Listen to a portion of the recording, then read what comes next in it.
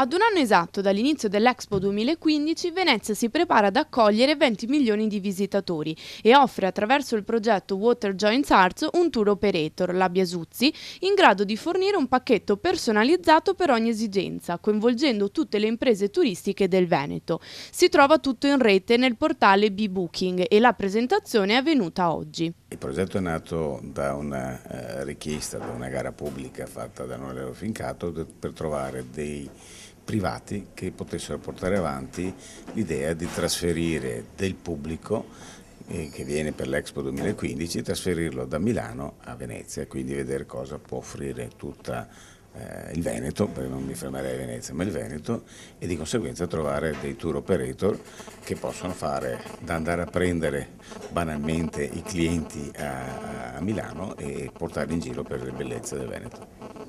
L'ondata di turisti attesa per il prossimo anno fornirà quindi l'occasione di fare rete tra imprese e mettere a disposizione un'offerta turistica di qualità, legata all'arte, alla cultura, alla tradizione dei centri storici delle ville venete e anche alla gastronomia.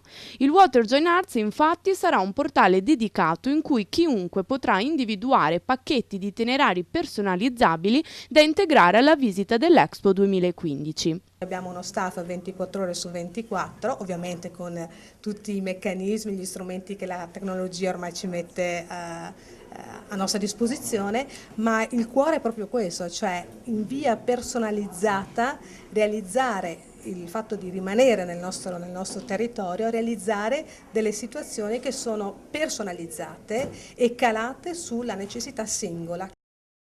Venezia in particolare sarà porta d'ingresso per i 6 milioni di visitatori attesi dall'Est Europa e dall'Asia.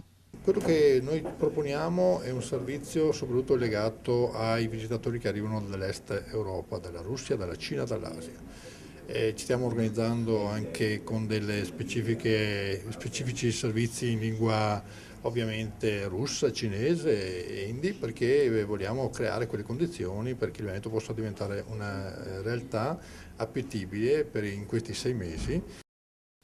Venezia, ma non solo. Grazie infatti alla collaborazione dell'Associazione Ville Venete e Castelli, 600 residenze d'epoca restaurate saranno la location ideale per itinerari enogastronomici, cicloturistici, fluviali, di benessere e golfistici. Il tema dell'acqua e dell'alimentazione scelto per l'edizione milanese dell'Expo non potrebbe essere più affine al Veneto, dove mare, laghi e centri termali fanno la parte del leone, assieme ad un ricco sistema di corsi d'acqua che innervano il suo territorio. Le tipo di manifestazioni che facciamo sono manifestazioni che si ispirano al tema dell'Expo che ci sarà a Milano nel 2015.